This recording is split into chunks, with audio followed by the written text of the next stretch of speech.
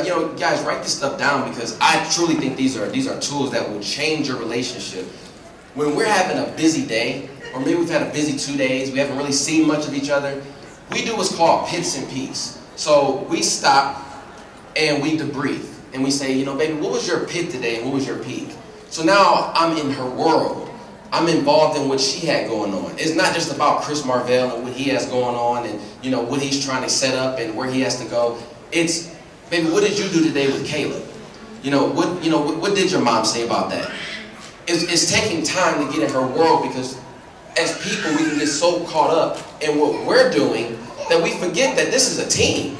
Practice, it is not something that you do naturally. It's something that you have to force yourself to practice, and that is reflecting after an argument or reflecting even after a conversation that made you feel a certain kind of way. Why do I feel that way? Why am I irritated? Why am I always, angry when he says that or does that thing?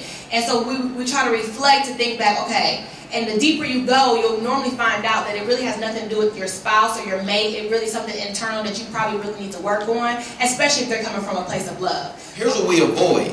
We avoid red words. So we avoid saying things that are going to tear each other down in the process. Because we have to then say to ourselves, is this issue important enough for me to say something that I can't get back? Right. So Jazz, if we find ourselves in a place where we can't find a resolution, we're very quick to seek wise counsel.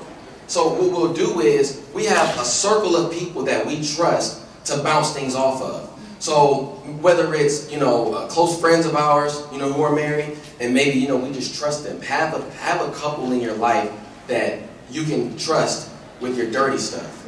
Okay? So There's a great book called Safe People by Dr. Henry Cloud and Dr. John Townsend. Y'all write that title down, and we just briefly go through it, but the book is excellent. So when we talk about unsafe people, I'm just going to go down this list here.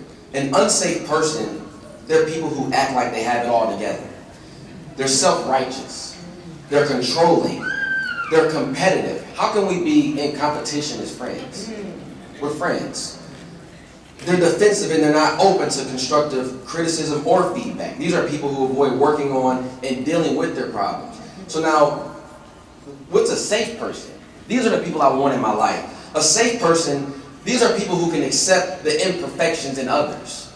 These are people who have grace for imperfections. These are people who have endured pain themselves, but are recovering or have recovered, who can then be empathetic with your pain. These are also people who can speak the truth to you lovingly. Because I truly believe that truth spoken without grace and mercy is like a surgery without anesthesia. These are also views that relationships that rather than trying to one-up me, you're trying to help me. You're trying to bring me back up. And then truly being best friends. Like I told y'all before, we're not perfect and we don't try to act like we are, but I promise you, we're best friends. I don't have to cry. This is seriously, this is my best friend who I love and I adore. And if we weren't best friends, I don't think that trust would really be there. And I also think, and I'm your best friend too, baby. I should come over and kiss you right now. You don't mind if I come kiss her? No,